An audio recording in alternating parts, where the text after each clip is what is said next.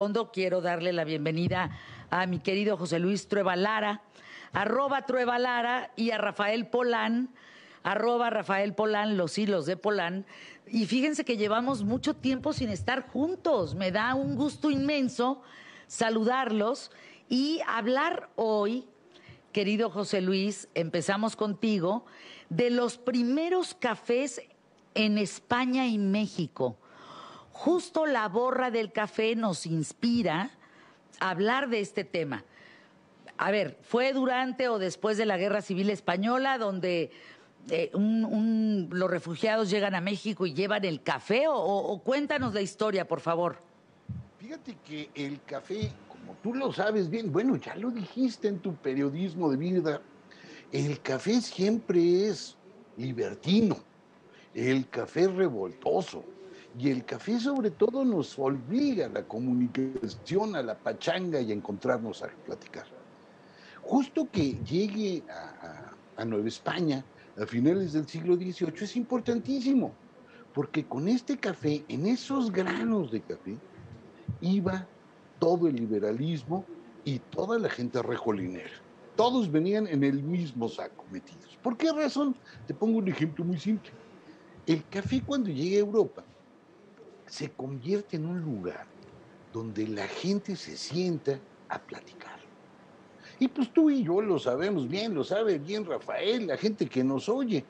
Pues una cosa que uno platica es pues hablar mal de los otros, y ya como está uno hablando mal de los otros, pues te sigues de corrido y hablas mal del gobierno y empiezas a tener nuevas ideas, etcétera. Entonces el café se convierte en un lugar donde la gente se reúne para grillar, dicho técnicamente.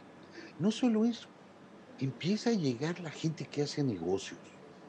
Y de pilón se crean empresas adentro de los cafés, por ejemplo, las aseguradoras, las empresas que te aseguraban que si se hundía tu barco, de todas maneras te pagaban, se crean en los cafés. Fíjate, es tan importante esto porque el café provocaba una cosa rarísima, borracheras secas. ¿Arroz? ¿Qué quiere decir borrachera ¿Cómo? seca? A ver, vamos así, sí, sí. Tú imagínate que nunca te has tomado un café y nunca te has echado un cigarro. Digo, café y cigarro es el maridaje ideal. Y le das un jalón al cigarro y luego te echas un cafezazo. No, pues te pones como trompo. De ahí la idea de borrachera seca. Pero es una borrachera seca que te vuelve productivo, que te echa para adelante, que te dan ganas de hacer cosas. Por lo tanto, es una bebida que impulsó el capitalismo. A diferencia del chocolate, que era monacal, a diferencia del té, que era más bien socialité, este era para gente que trabajaba, que se ponía a chambear. Incluso cambia el desayuno. La gente en Europa, por ejemplo, era muy común que desayunara cerveza y pan. Por lo tanto, pues ya llegabas con medio estoque adentro a chambear. Válgame. Y entonces, te echabas tu café y te echabas tu pan, pues llegabas con unas pilas sensacionales. Resultado de esto, en el café surge la primera forma de organización política que va a cambiar la historia del mundo, la masonería. Todas las logias masónicas nacen en cafés. ¿Por qué nacen ahí? Porque los masones, para lo que estaban puestos, era para tomar el poder, para ejercer presión política y para organizarse en grupos que pudieran discutir. Así llega, así funciona, y por lo tanto, pues ir al café, pues siempre daba muchas, muchas, muchas malas habladas a la gente, ¿no? Ahora, es verdad que los españoles, los refugiados que llegaron a México son los que llevan el café, y quién en México es quien lo planta, lo lleva a ser la bebida que es hoy en día, Rafael Polán. Mira, bueno, antes de empezar con esto, el café va a llegar a México por ahí del siglo XVIII, justamente los españoles que venían de Cuba fueron los que llevaron el café. Pero fíjate, Trueba, estoy viendo en dónde está Fer, ahorita estaba viendo los clips, Está en una ubicación buenísimo. privilegiadísima. Estás en la Gran Vía, ¿verdad, Fer? Enfrente de Callao. Es que de verdad es un lugar, fíjense, para que la borra del café abra en cualquier parte del mundo, como abrió sus 70 sucursales en Guadalajara y después se fue a Chicago y ahora a Madrid. Para ellos es muy importante, es fundamental el tema de un buen local. Están ellos sobre la Gran Vía, están enfrentito de Callao, están al lado, son vecinos del edificio de la prensa acá en Madrid. Estás hablando que Callao es uno de los lugares por donde más camina la gente, son los famosos cines de Callao. Estás en una zona de la Gran Vía que no estás ni al principio ni al final, estás en medio, estás donde la gente pasa en un lugar privilegiado. Y déjenme decirles algo, Rafael, que esto es importante. Encontrar un local en la Gran Vía es complejísimo, es muy difícil, muy difícil. Resulta que la Borra del Café contacta a un hombre que se llama Edgar, que en algún momento trabajó en Holanda, en fin, y que ahora tiene una empresa aquí en México y que da asesoría. Y le dijeron, oye Edgar, bueno, pues queremos abrir en Madrid, si tú encuentras un buen local, pues avísanos. Y con este tema de la pandemia, pues algunos locales justamente en la Gran Vía se desocuparon. Inmediatamente Edgar les habla por teléfono y ellos dicen, fírmalo, ahí vamos a poner la Borra del Café. Y estás, insisto, vecino del edificio de prensa, frente a Callao, y donde hay más movimiento de personas, ahí está la Borra del Café. Vean las imágenes, estás en la Gran Vía. Adelante, Rafa. Sí, no, perdón, pero nada más quería hacer notar eso, ¿no? Que sí están en una ubicación privilegiadísima. Pero bueno, vamos al chisme ya del café. Sí, efectivamente, Fer, el café llega a finales del siglo XVIII, pero fíjate, esto ya es muy tarde, ¿eh? O sea, el Papa Trueba, el Papa Clemente Yo sí VIII. soy el Papa, respeto a mi majestad. Por eso digo que el Papa Trueba nos está hablando del Papa Clemente VIII. Y es un periodo de tiempo largo, ¿eh? O sea, eso quiere decir que el café tarda en llegar a México. ¿Y por qué tarda? Pues porque se va a desarrollar en otros lados. Van a traer las plantas provenientes de Cuba y van a empezar hasta que los alemanes, los italianos empiezan a ir a otros países, a Guatemala, pero ya estamos casi en los 1800, ¿eh? Y las primeras plantaciones de café aparecen en Veracruz. Y bueno, tiene mucho que ver también que ciertos problemas sociales que había en México, ya ven que casi no hay, la agricultura va a pasar a segundo plano. Y es hasta que ya hay cierta estabilidad y se empieza a hacer como el reparto de las tierras o la gente empieza a dedicarse al café, porque a diferencia del Caribe, los magistrados españoles tardan mucho en estudiar y en distribuir la tierra. Entonces, las inversiones de café específicamente van a tardar, ¿eh? Y van a tardar mucho. ¿Cómo te tomas tu café, Trueba? ¿Cómo te tomas tu café, Fer? Siempre tomamos café y no sé cuál toman. Yo le A voy ver, Trueba, variando. ¿tú? Fíjate que yo te voy a contar en las mañanas, como ando siempre trabajando, uso el sistema más popular, el sistema Melita, que es alemán, que es el filtro donde le echas el café y le cae el agua caliente. Pero ya en la tarde, si ando más tranquilazo, tengo depresión, que es más pegador, ese es para gente grande. Si yo pudiera, me los echaba así en la mañana, pero iba a acabar como termómetro, hasta arriba, man. O sea, no tienes una idea. Ahora, le voy variando el café. A mí me parece que hay que explorarlos, man. O sea, es así como se puede explorar el vino, con diferentes gustos, tuestes, aromas, ser más ácido o ser más pesadón, colores. Parece que el café es café, pero no, tiene un chorro de colores diferentes. Lo puedes probar. Incluso, mira, eso te lleva a un problema muy serio. Parece muy fácil hacer café, pero es una friega. Digo, dicho No técnica. es fácil. De entrada piensa en la locura de agarrar la cereza del café.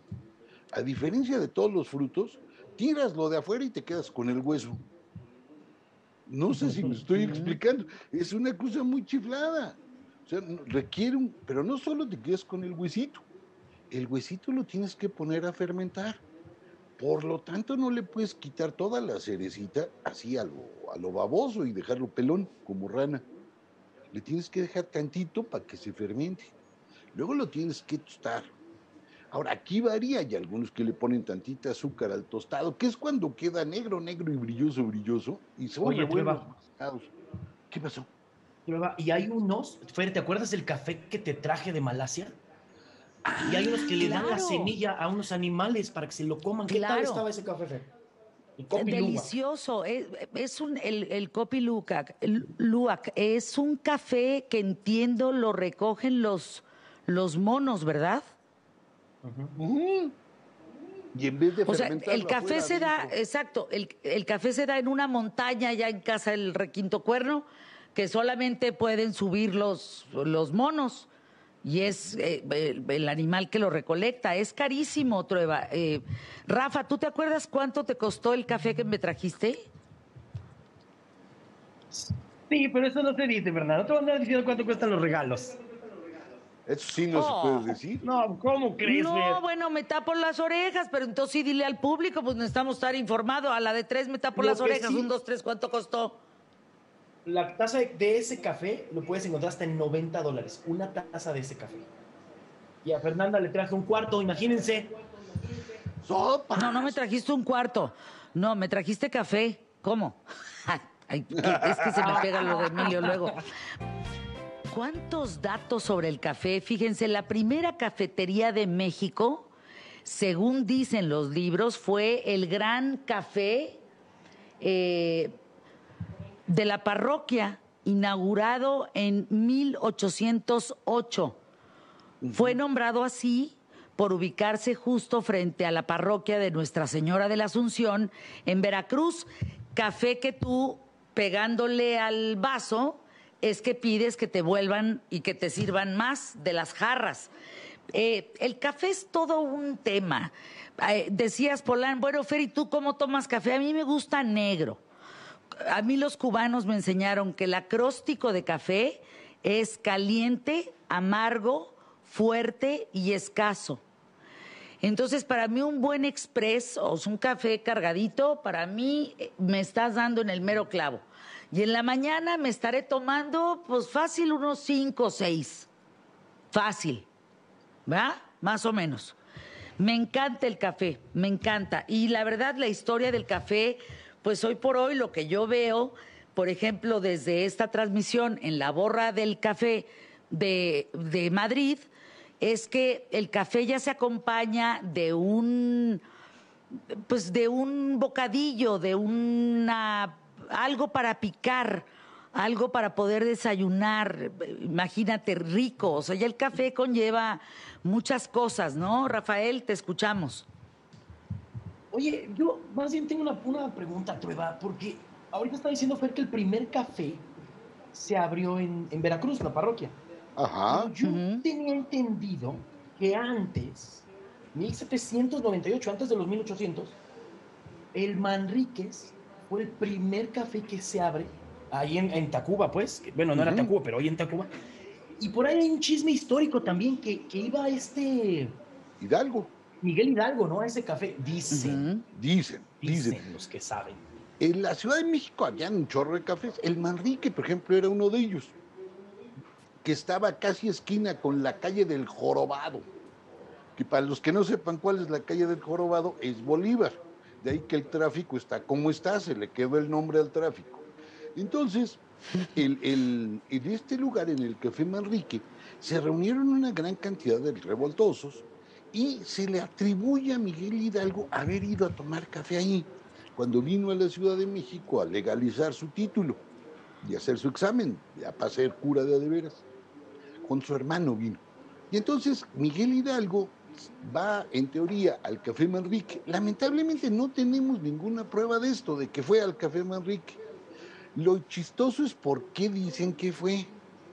Al ladito del Café Manrique, en la calle del Jorobado, estaba una logia masónica donde conspiraban contra el Ándale. gobierno español.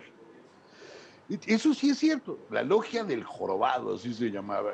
Yo no me imagino al trinche Jorobado allá en la logia, pero bueno, imaginen al Jorobado en la calle de Bolívar, cuando no se llamaba Bolívar, Y entonces, ahí hay una logia que conspira. Y entonces, en esa logia se supone que estuvo Miguel Hidalgo. No hay ningún papel de la logia, no sobrevivió nada de eso, entonces por lo tanto no sabemos si Miguel Hidalgo fue a la logia o no.